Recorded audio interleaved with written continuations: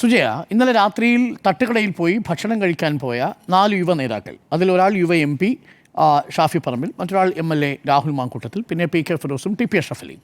ഇവർ സഞ്ചരിച്ചിരുന്ന വാഹനം ഇന്നലെ നിലമ്പൂർ മണ്ഡലത്തിലേക്ക് കയറുന്ന പാലം കഴിഞ്ഞുള്ള ഇലക്ഷൻ കമ്മീഷൻ സജ്ജീകരിച്ചിരിക്കുന്ന താൽക്കാലിക ചെക്ക് പോസ്റ്റിലവിടേക്ക് എത്തുന്നു.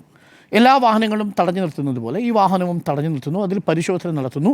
ഡിക്കി തുറന്ന് ബാഗ് തുറക്കാൻ ആവശ്യപ്പെടുന്നു. അതിനുശേഷം നടന്നതാണ് നമ്മളിപ്പോൾ ഈ ദൃശ്യങ്ങളിൽ കണ്ടത്. അത് വലിയ വിവാദമായി മാറുന്നു. ഇതിപ്പോൾ ഒരു ഗൂഢാലോചന എന്നാണ് കോൺഗ്രസ് ആരോപിക്കുന്നത്. എന്നാൽ മറ്റ് വിഷയങ്ങളില്ലാത്തതുകൊണ്ട് വഴിതിരിച്ചു വിടാനുള്ള നീക്കമെന്നാണ് CPM-ന്റെ ആരോപണം. അനാവശ്യ വിവാദമാണോ ഇത്? ഈ വിവാദം അനാവശ്യമാണ്. കാരണം ഒരു പരിശോധനയെ ഇത്രത്തോളം വിവാദമാക്കുകയും ആ പരിശോധന നടത്തുന്ന ഉദ്യോഗസ്ഥരുടെ മനോവീര്യം കെടുത്തുന്ന രീതിയിൽ അവരോട് പ്രതികരിക്കുകയും ചെയ്തത് വിവാദം എന്നത് മാത്രമല്ല, അത് വളരെ മോശമായി പോയി. കാരണം താങ്കൾ സൂചിപ്പിച്ചതുപോലെ വലിയ ഭൂരിപക്ഷത്തിൽ ജയിച്ച ഒരു MP ആണ് ഷാഫി പറമ്പിൽ. മാത്രമല്ല, ജനങ്ങൾക്കിടയിൽ സ്വീകാര്യനായ ഒരു വ്യക്തി എന്നുള്ള, ഒരു രാഷ്ട്രീയ നേതാവ് എന്നുള്ള ഒരു ഇമേജുമുണ്ട് ഷാഫി പറമ്പിലിന്. പക്ഷേ ആ ഷാഫി പറമ്പിലും രാഹുൽ മാങ്കൂട്ടത്തിൽ MLA ആയിട്ട് ഇപ്പോൾ ഏതാനും മാസങ്ങളെ ആയിട്ടുള്ളൂ. അപ്പോൾ അത്രയ്ക്ക് അങ്ങോട്ട് പക്വതയായില്ലെന്ന് നമുക്ക് കരുതാം. അവിടെ രാഹുൽ മാങ്കൂട്ടത്തിലിനെ അടക്കം നിയന്ത്രിക്കേണ്ടത് ഷാഫി പറമ്പിലാണ്. പക്ഷേ ഷാഫി പറമ്പിൽ രാഹുൽ മാങ്കൂട്ടത്തിൽ പറയുന്നതൊക്കെ കേട്ടു നിൽക്കുകയാണ്. അവസാന ഘട്ടത്തിൽ മാത്രമാണ് ഒന്ന് ഇടപെടുന്നത്.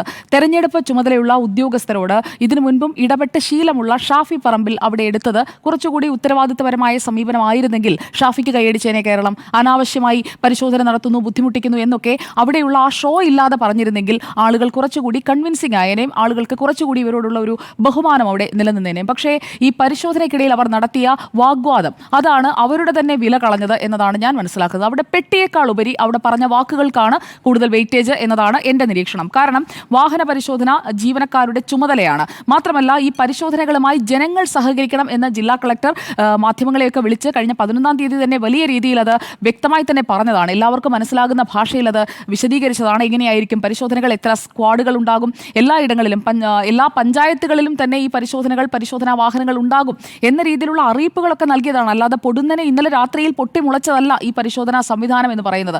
കഴിഞ്ഞ 3 ദിവസമായി ഈ മണ്ഡലത്തിൽ നിലവിലുള്ള ഒരു സംവിധാനത്തിലൂടെയാണ് ഇന്നലെ തട്ടുകടയിൽ പോയി, അല്ലെങ്കിൽ എവിടെയാണെന്ന് വെച്ചാൽ ഭക്ഷണം കഴിച്ച് മടങ്ങി വരികയായിരുന്നു എന്നാണ് ഷാഫി പറഞ്ഞത്. അപ്പോൾ ആ ഭക്ഷണം കഴിച്ച് വരുന്ന ഒരു ജനപ്രതിനിധിയുടെ വാഹനം അത് തുറക്കാൻ ആവശ്യപ്പെടുമ്പോൾ, അല്ലെങ്കിൽ അത് പരിശോധിക്കാൻ ആവശ്യപ്പെടുമ്പോൾ അതിൽ ഇത്രയും മോശം വാക്കുകൾ പ്രയോഗിക്കുന്നത് എന്തിനാണ്? അതിനെ എത്രത്തോളം മാന്യമായി നേരിടാമായിരുന്നു. ഒരുപക്ഷെ പാലക്കാട്ടെ ഒരു അനുഭവമൊക്കെ മനസ്സിൽ വന്നതുകൊണ്ടായിരിക്കാം പെട്ടെന്ന് പൊട്ടിത്തെറിച്ചത്. പക്ഷേ ആ വികാര വിക്ഷോഭം ഉണ്ടാകാതിരുന്നെങ്കിൽ ഈ 2 നേതാക്കളുടെയും മാന്യത കുറച്ചുകൂടി ജനത്തിന് മുന്നിൽ നിലനിന്നേനെ എന്നതാണ് എനിക്ക് പറയാനുള്ളത്. കാരണം ജില്ലാ കളക്ടർ VR വിനോദ് തന്നെ ഇതിൽ യാതൊരു തരത്തിലുള്ള രാഷ്ട്രീയ ഇടപെടലല്ല എന്ന് വ്യക്തമാക്കിയിട്ടുണ്ട്. തെരഞ്ഞെടുപ്പ് ചുമതലയുള്ള ഉദ്യോഗസ്ഥർ വ്യക്തമാക്കിയിട്ടുണ്ട്. അപ്പോൾ അതിൽ രാഷ്ട്രീയം കലർത്താൻ CPM എന്നൊക്കെ അതിലേക്ക് കൊണ്ടുവരികയാണ്. അവിടെ ഉപയോഗിക്കുന്നത് കൃത്യമായി നമുക്കതിൽ കേൾക്കാം. ഉണ്ടാക്കാൻ വരേണ്ട എന്നൊക്കെ പറയുന്നത് ഒരു ജനപ്രതിനിധിയാണ്. ജയിപ്പിച്ചു വിട്ട പാലക്കാട്ടുകാരൊക്കെ ഇത് കേൾക്കുന്നുണ്ടാകുമല്ലോ. ഉണ്ടാക്കാൻ വരേണ്ട എന്ന് പറയുന്നത് പാലക്കാട്ടുകാർ ഷാഫിക്ക് കൊടുത്തതിനേക്കാൾ ഭൂരിപക്ഷത്തിൽ ജയിപ്പിച്ച് കിട്ട MLA ആണ് പറയുന്നത്. അതും ആ സൗണ്ട് ബൈറ്റുകളൊക്കെ കേരളം മുഴുവൻ ഇപ്പോൾ എന്തായാലും കേട്ടുകഴിഞ്ഞു. അവനവൻ്റെ മാന്യത അവനവൻ പറയുന്ന വാചകങ്ങളിലൂടെയാണ് ആളുകളുടെ മുന്നിൽ തെളിയിക്കപ്പെടുന്നത്. അപ്പോൾ ഇങ്ങനെയുള്ള വാചകങ്ങളാണ് പറയുന്നതെങ്കിൽ ഇത്രയും ഉത്തരവാദിത്തത്തോടെയാണോ ഇപ്പോൾ MLA ആയിട്ടുള്ളൂ? ഇനി നാളെ മന്ത്രിയാവുകയാണെങ്കിൽ എന്തായിരിക്കും ആളുകളോടുള്ള, ഉദ്യോഗസ്ഥരോടുള്ള സമീപനം? കാരണം ഉദ്യോഗസ്ഥരെല്ലാം തങ്ങളുടെ അടിയാന്മാരാണ് എന്ന രീതിയിലൊക്കെ, അത് തെരഞ്ഞെടുപ്പ് ചുമതലയുള്ള ഉദ്യോഗസ്ഥന്മാരാണ്, അവർക്കും ഒരു റെസ്പെക്ട് കൊടുത്ത് സംസാരിച്ചു കഴിഞ്ഞാൽ ഈ പ്രശ്നം ഉണ്ടാകില്ല. കാരണം അവരാരും തിരിച്ച് ഇത്രയും ഇങ്ങനെയൊക്കെയുള്ള വാക്കുകൾ പ്രയോഗിക്കുമ്പോഴും നമ്മൾ ആ ബൈറ്റ് വേണമെങ്കിൽ ഒന്നുകൂടി എടുത്ത് കേട്ട് നോക്കാം. നിങ്ങൾക്ക് ആർക്കെങ്കിലും സംശയം ഉണ്ടെങ്കിൽ. എനിക്കൊരു സംശയമില്ല, ഞാനത് ആവർത്തിച്ച് കേട്ടതാണ്. അതിൽ തിരിച്ച് അവരാരും ഒരു മോശം പദപ്രയോഗം പോലും നടത്തുന്നില്ല. മാത്രമല്ല, ഇവരുടെ ഈ വാഹനം പരിശോധിക്കുമ്പോൾ മറ്റു പാർട്ടിയിലെ ആൾക്കാരെങ്കിലും അവിടെ വന്ന് മുദ്രാവാക്യം വിളിക്കുകയോ ബഹളം ഉണ്ടാക്കുകയോ അങ്ങനെയുള്ള എന്തെങ്കിലും സമീപനം ഉണ്ടെങ്കിൽ ഇവർ ഈ ക്ഷോഭത്തോടെ ഇങ്ങനെ പറയുന്ന കാര്യത്തെ നമുക്ക് ന്യായീകരിക്കാൻ കഴിയും. കാരണം എല്ലാവരുടെയും മുന്നിൽ വെച്ച് അപമാനിക്കുന്നു, അല്ലെങ്കിൽ മറ്റ് രാഷ്ട്രീയ പാർട്ടിയുടെ ആളുകളൊക്കെ വന്ന് ഇവരെ കൂവി വിളിക്കുന്നു. അങ്ങനെയുള്ള ഒരു സാഹചര്യത്തിലാണ് പറഞ്ഞതെങ്കിൽ ഇവർക്ക് ഞങ്ങൾ പ്രകോപിതരായതാണ് എന്ന് പറയുന്ന ആ വാദം നിലനിൽക്കും. പക്ഷേ ഇവിടെ അങ്ങനെയല്ല. മനസ്സിലായില്ല എന്ന അഭ്യാസം വേണ്ട. അതായത് ഞങ്ങളെ ഒന്നും തിരിച്ചറിയാത്ത ഒരാളും ഈ കേരളത്തിൽ വേണ്ട, എല്ലാ ഉദ്യോഗസ്ഥരും ഞങ്ങളെ അറിഞ്ഞിരിക്കണം എന്നൊക്കെയുള്ള ഒരു താൻ പോരുമയും ധിക്കാരവുമാണ് നമ്മളവിടെ കാണുന്നത്. അത് രാഹുൽ മാങ്കൂട്ടത്തിലിൻ്റെ വാചകത്തിലൂടെ തന്നെ നമ്മൾ കേട്ടതാണ്. PV അൻവറിനെ രാഖിരാമാനം, അതായത് OLX-ൽ സ്ഥാനാർത്ഥി ഉണ്ടോ എന്ന് ചോദിക്കുന്നു, M സ്വരാജിനെ ഇറക്കുന്നു. ഇത് ആദ്യത്തെ വിവാദമൊന്നുമില്ല ഈ തെരഞ്ഞെടുപ്പിൽ രാഹുൽ മാങ്കൂട്ടത്തിൽ ഉണ്ടാക്കുന്നത്. രണ്ടാമത്തേത് PV അൻവറിൻ്റെ വീട്ടിൽ പാതിരാത്രി കയറി ചെല്ലുന്നു. ജൂനിയർ MLA എന്ന വിശേഷണം സ്വന്തം മുന്നണിയിൽ നിന്ന് തന്നെ കേൾക്കേണ്ടി വരുന്നു. അങ്ങനെ നാണം കെട്ടി നിൽക്കുന്ന ഒരാൾ അടുത്ത ഷോയുമായി ഇറങ്ങിയതാണ്. അതെന്തായാലും നനഞ്ഞ പടക്കമായി മാറി. കാരണം റെഡ് അലർട്ടിലേക്ക് വന്നല്ലോ മലപ്പുറം. അപ്പോൾ നല്ല മഴയത്ത് ആ പടക്കം എന്തായാലും ചീറ്റിപ്പോയിട്ടുണ്ട്, നനഞ്ഞു പോയിട്ടുണ്ട്. അത് പൊട്ടിയിട്ടില്ല. പെട്ടിയുമായിട്ടൊക്കെ കണക്ട് ചെയ്ത് പാലക്കാട്ടെ പെട്ടി പോലെ നിലമ്പൂരിലും ഞങ്ങളുടെ പെട്ടി തുറന്നു എന്ന് പറഞ്ഞുകൊണ്ടൊരു രക്തസാക്ഷി പരിവേഷത്തിന് വേണ്ടിയിട്ടൊക്കെ ഇറക്കിയ ഒരു നാടകമായിട്ടാണ് എനിക്കതിനെ തോന്നിയത്. കാരണം ഉദ്യോഗസ്ഥരോട് അല്ലെങ്കിൽ ഇത്രയും വലിയ രീതിയിൽ പ്രതികരിക്കേണ്ട ഒരു സാഹചര്യം അവിടെ ഉണ്ടായിരുന്നില്ല. ഇങ്ങനെയുള്ള വാചകങ്ങൾ ഉപയോഗിക്കാതെ തന്നെ അത് പ്രതികരിക്കാമായിരുന്നു. ഞങ്ങളുടെ മുഖത്തേക്ക് ലൈറ്റ് അടിച്ചത് എന്തിനാണ്, അല്ലെങ്കിൽ ഇപ്പോൾ അഷ്റഫ് അലിയൊക്കെ എത്ര മാന്യമായിട്ടാണ് സംസാരിച്ചത്. മാത്രമല്ല PK ഫിറോസ് അവിടെ നിൽക്കുന്നുണ്ടല്ലോ. PK ഫിറോസിന്റെ വായിൽ നിന്ന് ഒരു മോശം വാചകം നിങ്ങൾ കേട്ടോ. അയാൾ MLA യോ MP യോ ഒന്നും ആയിട്ടില്ല, പക്ഷേ ഒരു രാഷ്ട്രീയ മാന്യത അയാൾക്കുണ്ട്. അയാളുടെ പാർട്ടി കൊടുത്ത മാന്യതയായിരിക്കുമെന്നാണ് ഞാൻ കരുതുന്നത്. ഇവിടെ കോൺഗ്രസിനെ ഞാൻ കുറ്റപ്പെടുത്തുന്നില്ല, പക്ഷേ കോൺഗ്രസിന് തന്നെ മറ്റ് MLA-മാരുടെയൊക്കെ വാഹനങ്ങൾ പരിശോധിച്ചു. K. രാധാകൃഷ്ണൻ MP-യുടെ വാഹനം പരിശോധിച്ചു. അങ്ങനെ ഈ ഔദ്യോഗിക വാഹനങ്ങളും അല്ലാത്തതുമായ എല്ലാ വാഹനങ്ങളും പരിശോധിക്കുന്നുണ്ട്. ഇപ്പോൾ നാളെ നമ്മൾ അങ്ങോട്ടേക്ക് പോവുകയാണെങ്കിൽ ഈ പറയുന്ന സ്ഥലം എത്തുമ്പോൾ വടപുറം എന്താ നിങ്ങളുടെ പേര് ചോദിക്കുന്നുണ്ട്. MLA-നോട് ചോദിക്കുന്നുണ്ട്. അദ്ദേഹം പറയുന്നത് മാത്യു കൊഴുന്നാടെന്നാണ്.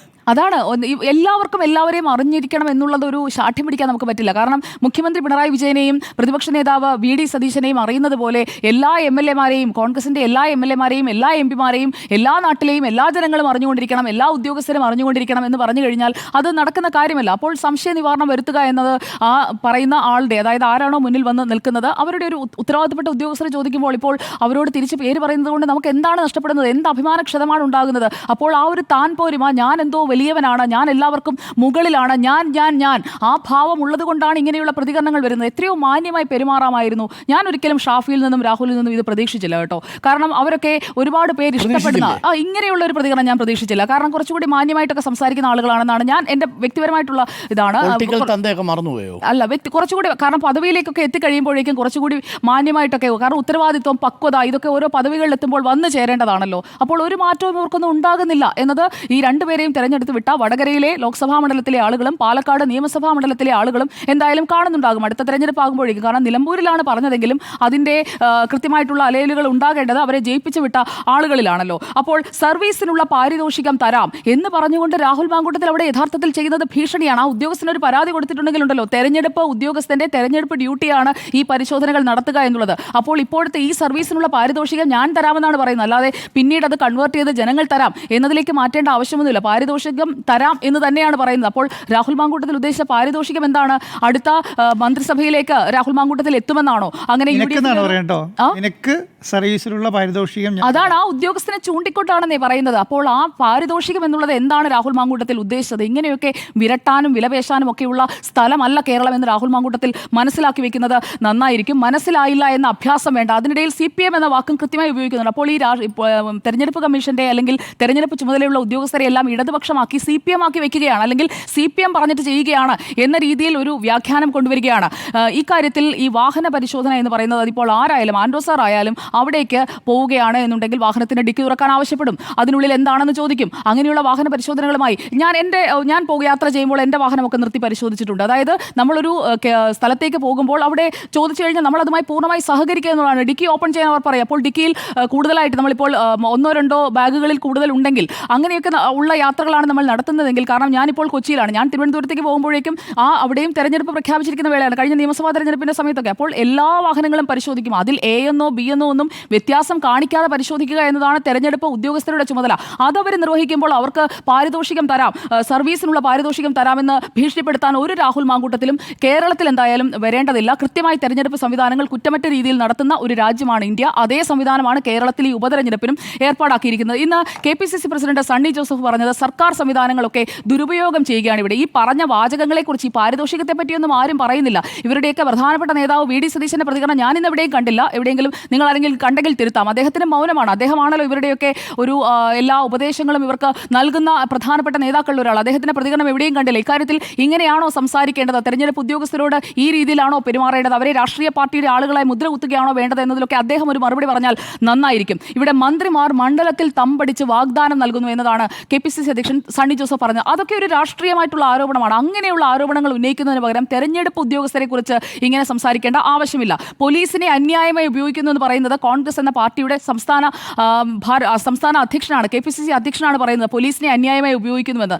അപ്പോൾ ഈ തെരഞ്ഞെടുപ്പ് ഉദ്യോഗസ്ഥർ നടത്തിയ അല്ലെങ്കിൽ തെരഞ്ഞെടുപ്പ് ഉദ്യോഗസ്ഥരുടെ പരിശോധനയെ പറ്റി ചോദിക്കുമ്പോഴാണ് പോലീസിനെ വരെ അന്യായമായി ഉപയോഗിക്കുകയാണ്.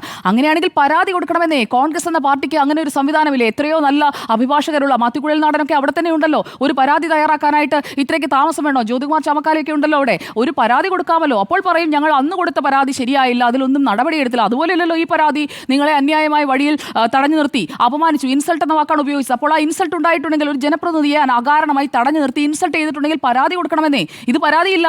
പരാതിയില്ലെങ്കിൽ അതിന്റെ അർത്ഥം എന്താണ്? അപ്പോൾ അവിടെ കാണിച്ചത് വെറും ഷോ ആണെന്നാണ്. പരാതിയില്ലെങ്കിൽ അതിന്റെ അർത്ഥം അവിടെ കാണിച്ചത് ഷോ ആണ് എന്ന് തന്നെയാണ്. ഇൻസൾട്ടായി തോന്നി എന്ന് നേതാക്കൾക്ക് പറയാൻ, മാധ്യമങ്ങൾക്ക് മുന്നിൽ പറയാൻ, ആവർത്തിച്ചുള്ള പ്രതികരണങ്ങൾ നൽകാൻ കഴിയുന്നുണ്ടെങ്കിൽ ആ ഇൻസൾട്ടിന് അവർ പരാതി കൊടുക്കുകയാണ് വേണ്ടത്. ഈ പെട്ടി പരിശോധനയിൽ എന്ത് അത്ഭുതമാണുള്ളത് എന്നൊക്കെ എം വി ഗോവിന്ദൻ എന്ന CPM സംസ്ഥാന സെക്രട്ടറി ചോദിക്കുന്നുണ്ട്. ഈ ഭീഷണിപ്പെടുത്തുന്നത് എന്തിനാണ് എന്ന ചോദ്യം അവിടെ നിൽക്കുകയാണ്. അതിന് മറുപടി കോൺഗ്രസിന്റെ UDF സംവിധാനത്തിൽ ഉത്തരവാദിത്തപ്പെട്ട നേതാക്കൾ പറയണം. അനാവശ്യ വിവാദമാണ്. ഈ പെട്ടിയിലേക്ക് കൺവേർട്ട് ചെയ്യാൻ ശ്രമിച്ചു, പക്ഷേ അത് പാളി എന്നുള്ളതാണ് ഈ വിഷയത്തിൽ എൻ്റെ ടേക്ക്.